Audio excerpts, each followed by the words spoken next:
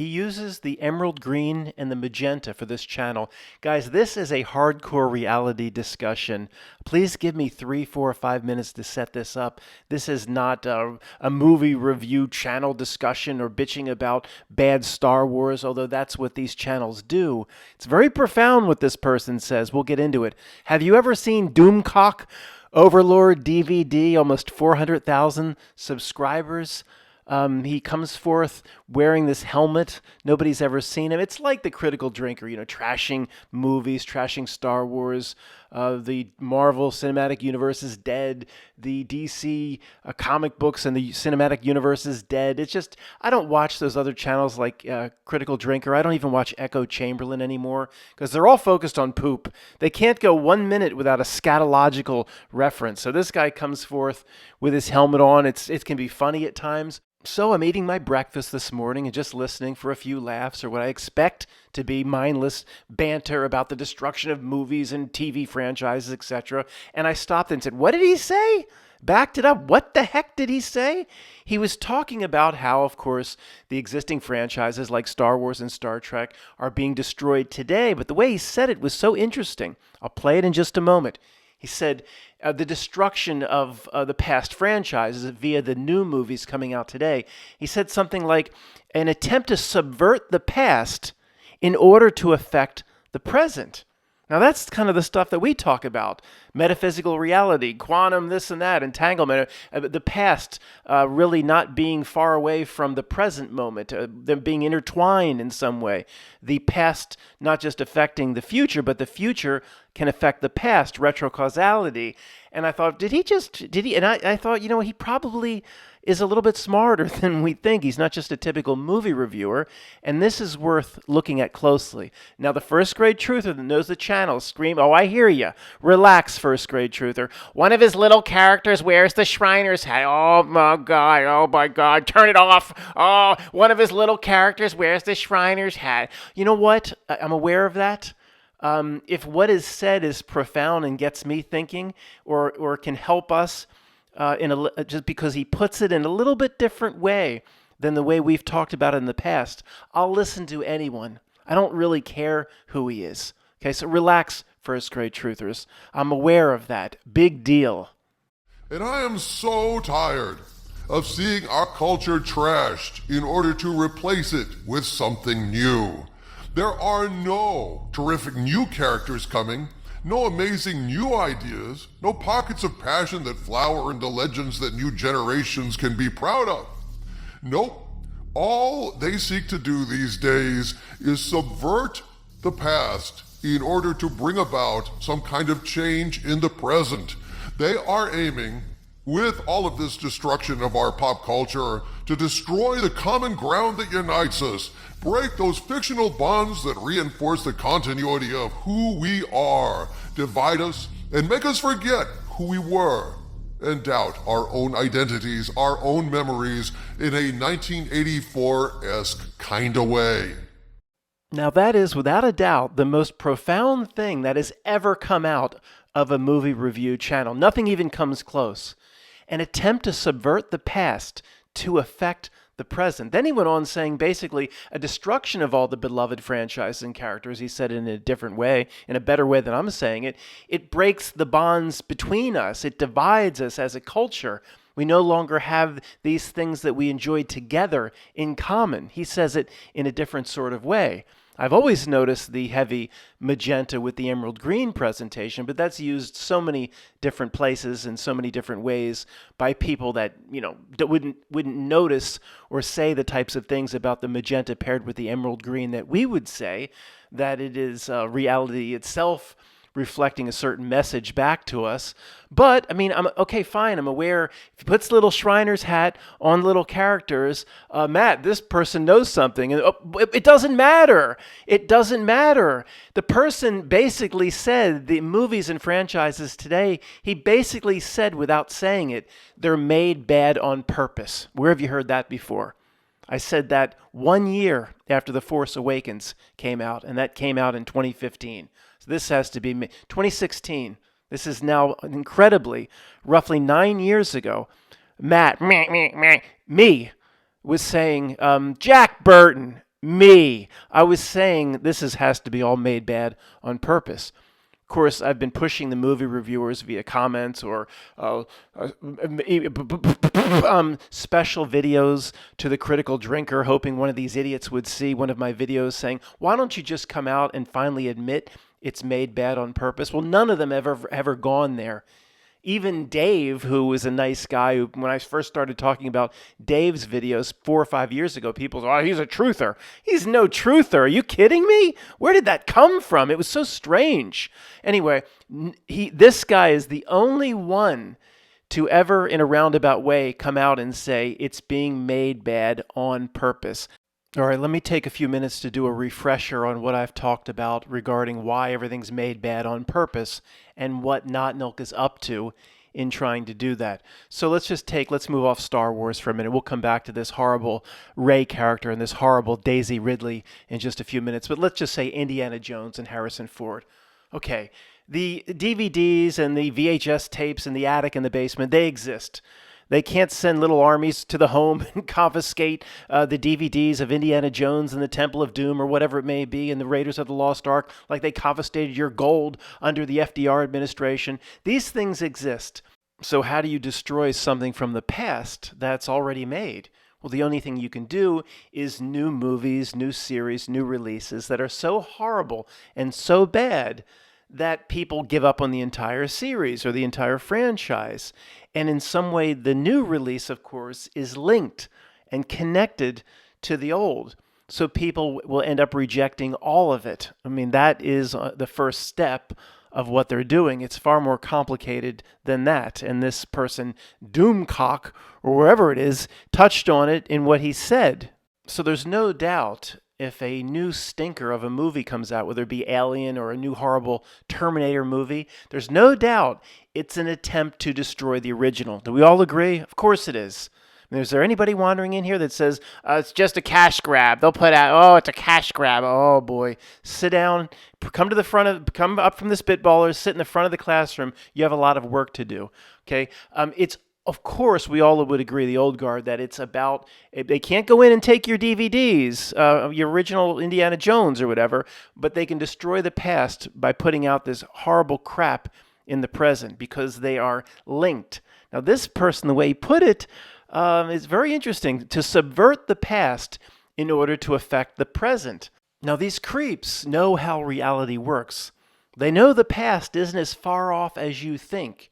They know that everything is much more tied together. Everything's on top of each other. They understand how this reality works.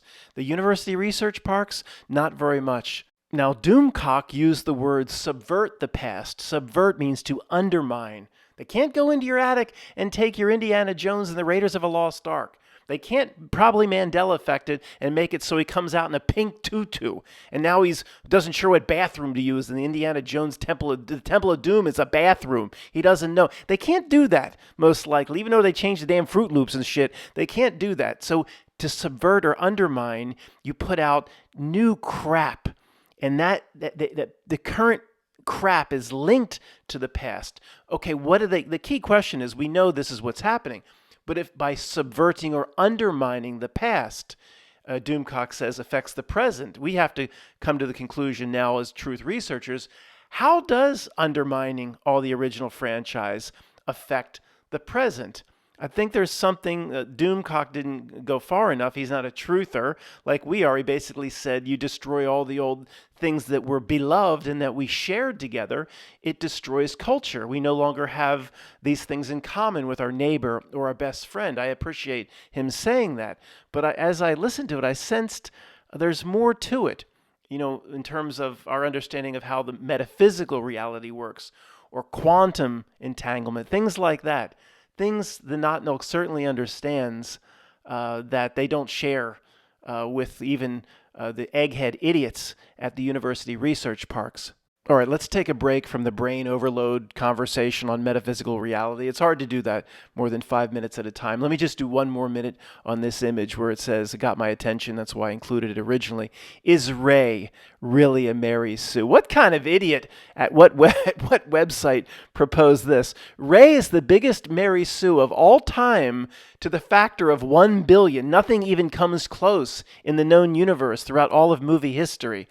Everybody that went to see Star Wars in 2015 in the theater, The Force Awakens, every person, now every last person, even the one guy that took his dog, the dog's lying down in the aisle, everybody should have got up and left 15 minutes in to The Force Awakens and never gone back to the Kathleen Kennedy Star Wars.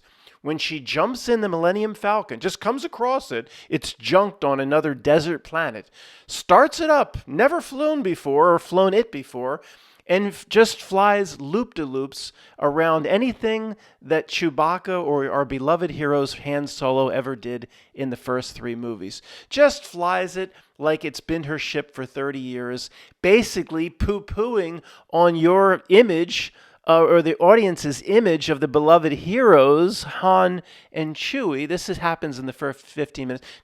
It's be like me jumping into an 18-wheeler truck and backing it up properly and driving it cross country, no problem, with my feet up on the dash while on Twitter or something. I mean, it's much worse than that. Because for hours and hours, I probably could figure out how to drive a big rig. I wouldn't be doing it well, but that's a bad example. She flew loop-de-loops and through, and I basically checked out of the movie and I never went back. I said, this is unbelievable to me. Everybody should have walked away. So yes, at the bottom, is she one of the most divisive characters? The thing that I like to stress is Disney, what nobody understands outside of us and our group, via focus groups and just some basic audience feedback, they knew 50 to 60% of the audience didn't like this actress, Daisy Ridley, or this Rey character. I mean, these idiots that make these movie review videos and these movie review channels, like constant moronic type of statements like Disney got it wrong and doesn't Disney learn from their lessons? As I've said 1,000 times, they know from focus groups and sampling if the character is likable to a general audience. They knew going in she's not likable. 60%, maybe they're 40% somehow like this character. I don't like the actress and the character, and all characters in the new Star Wars, including, was it all Poe, Rey, Finn, Do, Re, Mi? And what is that? Is it Isaac, whatever, Oscar Isaac? Oscar Isaac to me is one of the most unlikable creeps in the history of the world. Now at this point, this video could go all over the place, but I think we should avoid that and just stick to the basics of what this Doomcock Victor Doomcock character said, that we all agree. An attempt to subvert the past or undermine the past to affect the present. I don't think there's anybody here that would disagree that that's basically what they're doing in the destruction of all these movies and franchises. So I was thinking for a few minutes, to subvert or undermine the past to affect the present. I thought in order to do that and get something out of it, if you're not Nilk, just the perception of the past, the perception of the real spiritual being of the past affects, not Nilk knows, in some way affects the present. So we could argue how that's possible, and again, go into the weeds very quickly in this video. But I think if we take this baby step, we all can agree, okay, destroy all the new franchise movies, whatever, put out your crap today. To subvert or undermine the past in some way affects the present. But you can't, it's not actually affecting the present. It's the perception of the past from the real spiritual beings, where the real spiritual being says, fuck your Star Wars. I'm tired of this. I'm done with all Star Trek. I'm done with all of it. Because the new Michael Burnham, a woman captain's named Michael Burnham. Matt, you don't think that was an Obama administration? It could have been.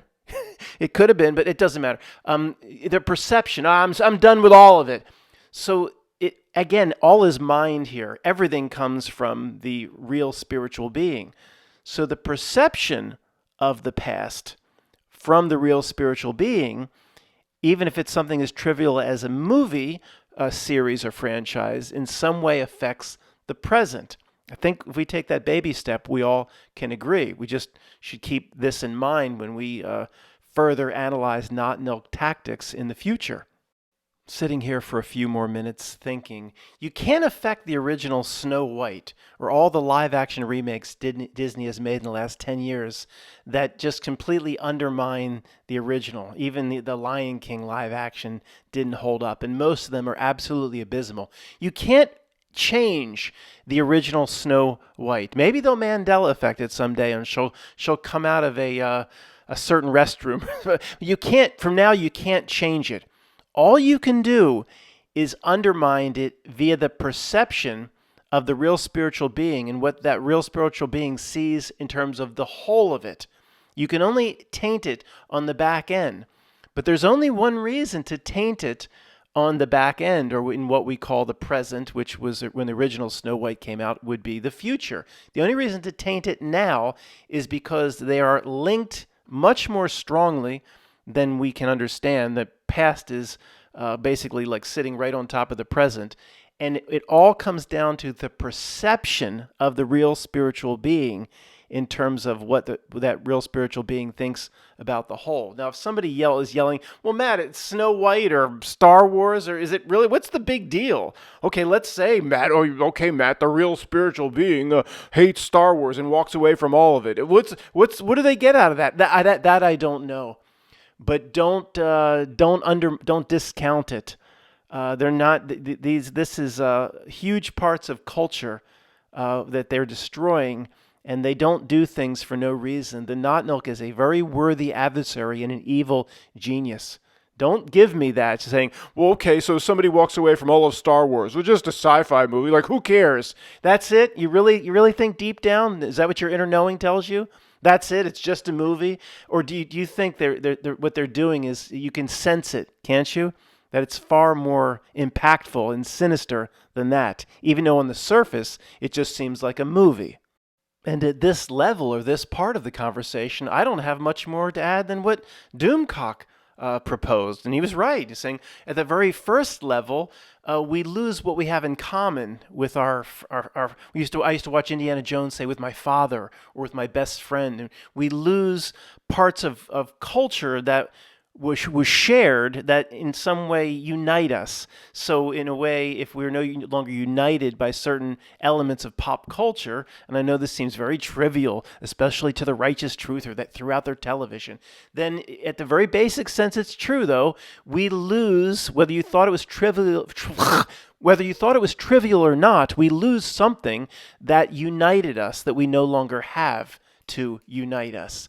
Okay, I know there's more to unite fathers and sons than Star Wars and lightsabers, but what Doomcock said is true, and I don't have much more to add in terms of what the Not Milk is truly up to in all this destruction on purpose. I don't really know, other than what we're talking about here. I haven't taken this, I don't think, to the next level, and I don't know if any commenter has, or we collectively ever will. We just know it's happening.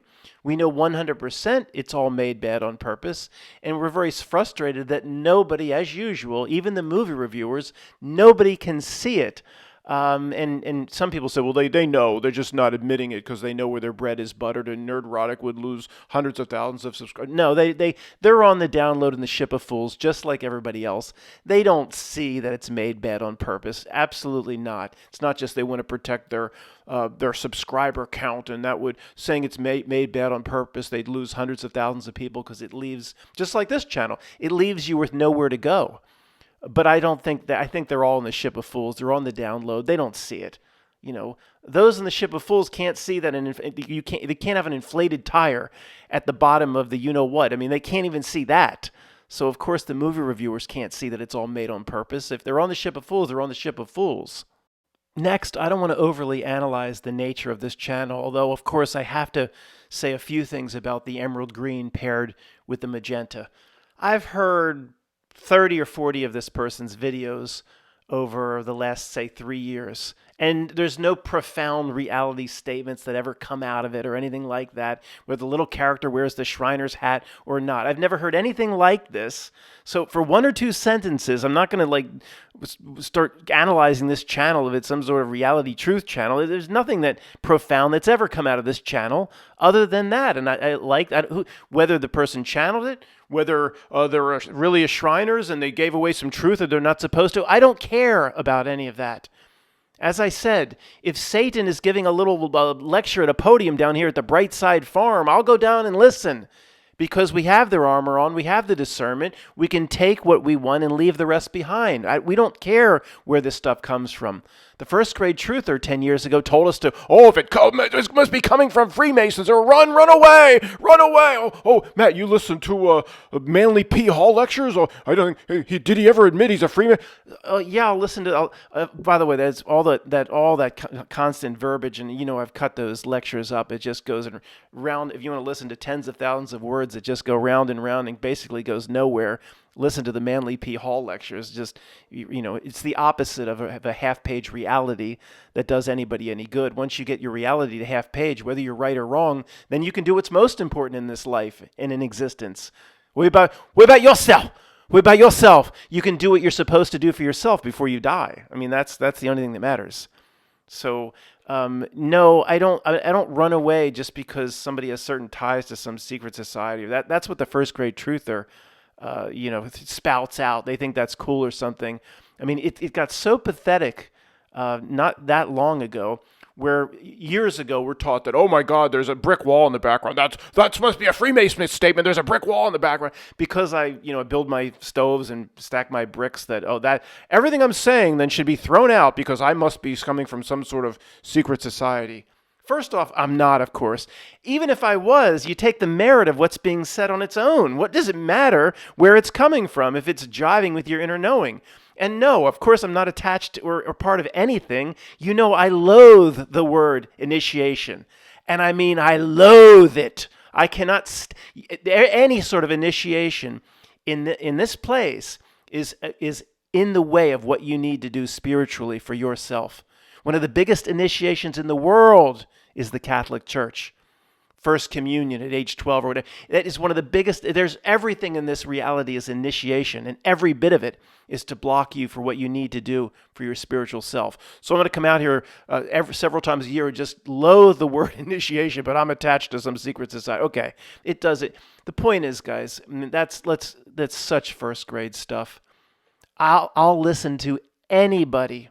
I don't care what their background is. And we know enough now to take away what's interesting, what helps us build our picture and overall image of reality, and we know what to flush.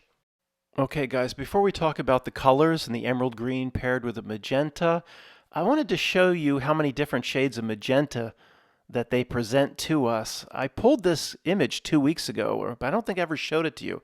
If I did, though, it'll be real brief. It's 5 times 5, 25 different shades of magenta. It really is strange. I know, like for a regular color, green. I mean, there's lime green, there's hunter green. I know, but for magenta, 25 different variations. I just want to show you that some are very purple, some are very pink. So what Doomcock is using technically is magenta. I don't understand top right. It's basically black, or bottom middle was black. That's not magenta. I don't understand, but whatever. And the others are white.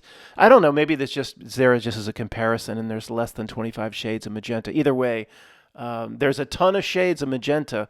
Almost anything slightly purple, pinkish classifies anymore. So in terms of the color that we've noticed the most over the last 4 years, particularly the emerald green paired with the magenta, do I think this Doomcock is in on it and in the know? Of course not. Why?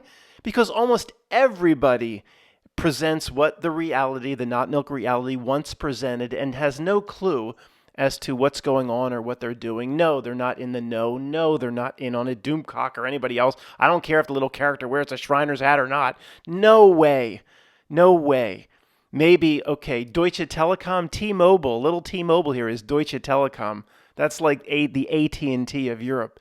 Are they using the magenta for a reason? Do they understand how the magenta carries a certain let's say, message, and let's just not get into all the possibilities of what the magenta can be. We'll talk about that some other time. T-Mobile, Deutsche Telekom might understand, but Doomcock, no. Even like the Tears for Fears concert for, was it the Tipping Point 4 years ago? Whole concert was a variation of magenta and emerald green. Tears for Fears didn't know. The people that put the concert on didn't know. The people that set the lights up, they're not in on it. That's just the way the reality works. The first grade truther believes everybody's in on it. Oh, the senators and then the congressmen know everything. Almost nobody knows anything. Now, I reserve that there could be a back room of creeps. Somebody has to know something. Maybe. That might not even be the case. But I would reserve there's a back room of creeps meeting in the form of a monkey, as Bill put it forth in his poster. That's possible.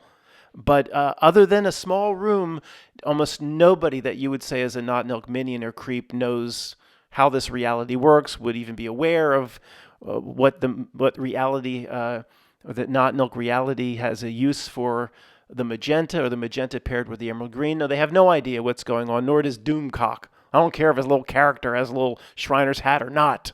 Okay, give me a break. First grade truther thinks everybody's in on it.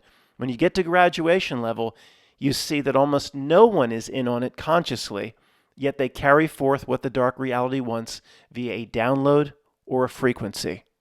This may be a little off topic, but I really don't think it is. I just wanted to mention there's nothing the dark reality or Not Nilk likes more than those that start questioning what the world's all about, truth researchers, etc., to get stuck at this level. I mean, Tavistock's just one example of 1,000 things it wants us looking at, getting stuck at this level. Whether it be for secret societies or to Tavistock. If you are researching and you're so interested what all these little groups are doing to you or the masses, if you are down at this level, you have lost.